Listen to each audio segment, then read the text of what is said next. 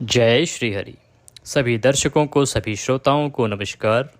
देवभूमि channel पे आपका स्वागत है। आज इस वीडियो में हम महत्वपूर्ण चर्चा करेंगे व्रत पारण की। पारण आपको कब करना चाहिए, कैसे करना चाहिए। श्रावण मास की पुत्रदा एकादशी जो अभी निकली है, 16 को आपने इसका व्रत किया है, 17 को आपको इसका पारण करना है। पारण किस समय आपको करना चाहिए, शुभ मुहूर्त क्या रहेगा, किन सावधानियों का ध्यान रखना है, संपूर्ण जानकारी आने वाले कुछ मिनट में इस वीडियो के माध्यम से आपको दी जाएगी। वीडियो को अंत तक देखें क्योंकि सभी जानकारियां पारण के लिए बहुत महत्वपूर्ण हैं। एकादशी का व्रत सभी भक्तजन भगवान श्री हरि की कृपा प्राप्त करने के लिए करते हैं। एकादशी यूँ तो आपकी सभी मनोकामनाओं को पूर्ण करने का एक माध्यम है। जीवन में कोई भी परेशानी चल रही हो, किसी भी प्रकार की कामना हो, उस कामना को पूरा करने के लिए संकल्पित होकर आप एकादशी का व्रत करें, पूजन करें, कथा श्रवण करें और अगले दिन उसका पारण करें तो भगवान श्री हरि के आशीर्वाद से आपको अवश्य ही सफलताएं मिलती हैं, आपके कष्ट दूर होते हैं। इन्हीं में से एक महत्वपूर्ण एकादशी श्रावण मास के शुक्ल पक्ष की पुत्रदा एकादशी। पुत्रदा एकादशी जिसके नाम से ही प्रतीत होता है कि यह पुत्र देने वाली एकादशी है। इसका महत्व इसलिए बढ़ जाता है क्योंकि विशेष रूप से जो संतानहीन दंपत्ति हैं या जो पुत्र की कामना करते हैं, पुत्र की कामना रखते हैं, वो इस व्रत को एक उपाय समझ के कर सकते हैं। ये एक ऐसा व्रत है जिस दिन अगर आप पूरे नियम के साथ आप इस व्रत को करते हैं और जो उपाय आपको इस दिन करने के लिए बताए जाते हैं आप उनको अगर करते हैं तो निश्चित रूप से भगवान श्री हरि के आशीर्वाद से आपको पुत्र रत्न की प्राप्ति होती है, ऐसा व्रतांत सुनने में आता है। श्रावण मास के शुक्ल पक्ष की एकादशी, इसका व्रत आप 16 अगस्त को कर रहे हैं और 17 अगस्त को पारण करेंगे। पारण वाले दिन आपको सुबह ब्रह्म मुहूर्त में उठना चाहिए। उठने के बाद स्नान आदि करके सूर्य को जल दें। सूर्य को जल देकर तुलसी माता को जल दें और सदंपत्ति आपको प्रदक्षिणा करनी है। प्रदक्षिणा अर्थात परिक्रमा करनी है। परिक्रमा आपको जोड़े से करनी है क्योंकि ये जो व्रत अगर आप कर रहे हैं संतान की कामना के लिए तो इसमें आप वो जोड़े के सहित ही आपने पूजा की होगी। हमने आपको पहले भी वीडियो में बताया था कि आपको जोड़े से बैठ के पूजा करनी है, जोड़े से व्रत करना है और दोनों दंपतियों को ही प्रदक्षिणा करनी है। माता तुलसी की प्रदक्षिणा करेंगे, उसके बाद भगवान श्री हरि की पूजा के लिए एक स्थान पर बैठ जाएं। भगवान श्री हरि की तस्वीर या प्रतिमा जो भी आपके पास है उसको किसी चौकी पर स्थापित करें। अगर मंदिर में रखी है तो बहुत उत्तम है। आप स्नान कराएंगे, स्नान कराने के लिए एक पात्र लीजिए। पीतल का लोटा लेते हैं तो उत्तम है, अगर वह ना हो तो कोई भी धातु का पात्र ले सकते हैं, गिलास या लोटा। उसमें शुद्ध जल भरिए, उसमें थोड़ा गंगा जल मिला लीजिए और उसके बाद भगवान को स्नान कराइए। सांकेतिक स्नान हम इसमें कराते हैं। भगवान को छींटे दीजिए, छींटे दे के साफ वस्त्र से पोंछ दीजिए और रौली कुमकुम आदि से तिलक लगाइए। वस्त्र के रूप में मौली का एक टुकड़ा अर्पित कीजिए, घी का दिया जलाइए, पुष्प अर्पित कीजिए, माल्यार्पण कीजिए, एक माला पहनाइए। इसके बाद आप पान का बीड़ा बनाएंगे। एक पान का पत्ता लीजिए, 2 इलायची, 2 लौंग, 1 सुपारी उसमें रखिए और उसका बीड़ा बना के लौंग से ऊपर से बंद कर दीजिए।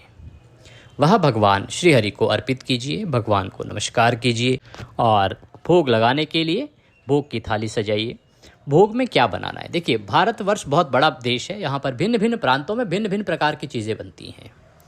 मुख्य रूप से भगवान श्री हरि को पीले चावल से आपको भोग लगाना चाहिए, यह सर्वोत्तम होता है।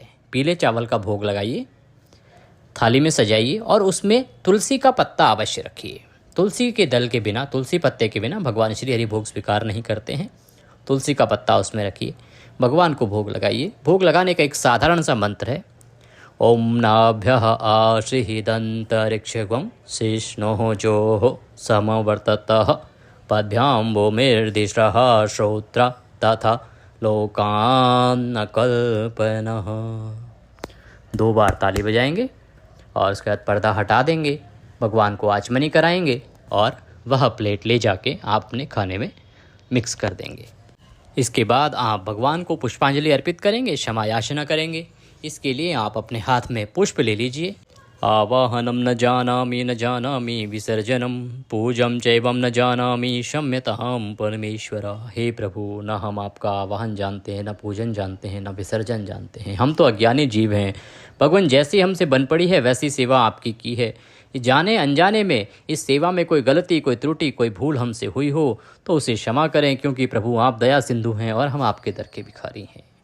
आप दया का आशीर्वाद हमारी झोली में प्रदान करें, और जो भी आप कामना के निमित्त आप यह व्रत कर रहे हैं वह इच्छा भगवान के सामने बोलें कि प्रभु इस इच्छा को, इस कामना को पूर्ण करें और अपना आशीर्वाद प्रदान करें। इसके निमित्त जाते हुए हमारे पास आपको देने के लिए कुछ नहीं है, क्योंकि तन मन धन सब कुछ आप ही का है। हमारे पास क्या है? मालती मलका जाति सत्पत्राणि संयुक्तम पुष्पांजलि मया दत्त ग्रहाणाम परमेश्वर। यह पत्र पुष्प की भेंट है प्रभु, इसे स्वीकार करें। और वह पुष्प भगवान के चरणों में अर्पित कर दीजिए, भगवान को नमस्कार कीजिए। उसके बाद आप किसी ब्राह्मण को भोजन कराइए। भोजन करा के दान दक्षिणा आदि दे के विदा कीजिए। ब्राह्मण को अगर भोजन नहीं करा सकते हैं, अनुपलब्धता है ब्राह्मण की या कोई भी परेशानी है, तो आप कुछ दान के लिए सीधा निकालिए, या आप एक दूध का पैकेट ले लीजिए, कुछ केले या कोई और फल ले लीजिए, बिस्किट आदि ले लीजिए, उसमें दक्षिणा रखिए और वह किसी ब्राह्मण को दान दे दीजिए, योग्य ब्राह्मण को, या फिर किसी मंदिर में दान दे आइए। दान जो है वो योग्य व्यक्ति को ही दिया जाना चाहिए। ये नहीं कि आपने चौराहे पे चलते किसी गरीब को दे दिया, वो आपके लिए इस पारण के समय के लिए उचित नहीं है। किसी योग्य ब्राह्मण को दीजिए जो खान पान से शुद्ध हो। अगर वह कर्मकांडी ब्राह्मण है तो और भी अधिक उत्तम है। इसीलिए योग्य ब्राह्मण को दान दीजिए और उसके बाद अपने घर आके आपको व्रत का पारण करना है। पारण के लिए क्या करेंगे? आप एक स्थान पर बैठ जाएं और आपने जो भी थाली में सजाया है जिससे आप पारण करने वाले हैं, तो पहले 5 बार बोलेंगे ओम नमः भगवते वासुदेवाय, ओम नमः भगवते वासुदेवाय, ओम नमः भगवते वासुदेवाय, ओम नमः भगवते वासुदेवाय, ओम नमः भगवते वासुदेवाय। भगवान को प्रणाम करेंगे और अपने व्रत का पारण करेंगे। ध्यान देने वाली बात यह है कि इस दिन आपको दान अवश्य करना चाहिए। अब बात आती है पारण करना किस समय है। पारण का जो निर्धारण है वो कैसे होता है? देखिए, पारण किस समय करना है उसका एक विधान है। उस विधान के अनुसार आप पारण का जो नियम समझ सकते हैं। पारण जो है वो हमेशा द्वादशी तिथि में किया जाना उत्तम होता है। द्वादशी तिथि में भी पहले 5 घंटे में पारण नहीं होता है, क्योंकि वो हरिवासर का समय होता है, और सूर्योदय के बाद पारण होता है। ये 3 चीज़ें हैं मूल, इनका आपको ध्यान रखना है, आप पारण कर सकते हैं। अब बात आती है कि शुभ मुहूर्त कब है, उत्तम समय कब है कि आप पारण करें। आपने व्रत किया है 16 अगस्त को, 17 को आप पारण कर रहे हैं। 17 अगस्त को क्योंकि पारण का समय सुबह सुबह का रहता है, तो बता दें आपको कि दान आदि देने में अगर आपको समय लग जाता है कि ब्राह्मण को कब देने जाएंगे, कब मंदिर में जाएंगे, तो आप उसको एकत्रित करके, उसको हाथ लगा के, भगवान को नमन करके और एक जगह पे निकाल के रख दें कि आप बाद में जब भी दिन में बाहर निकलेंगे तो आप ब्राह्मण को वो या मंदिर में दे आएंगे।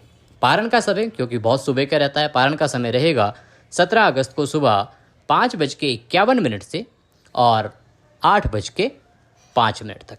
इस समय में आप पारण कीजिए। भगवान श्री हरि आपका कल्याण करेंगे।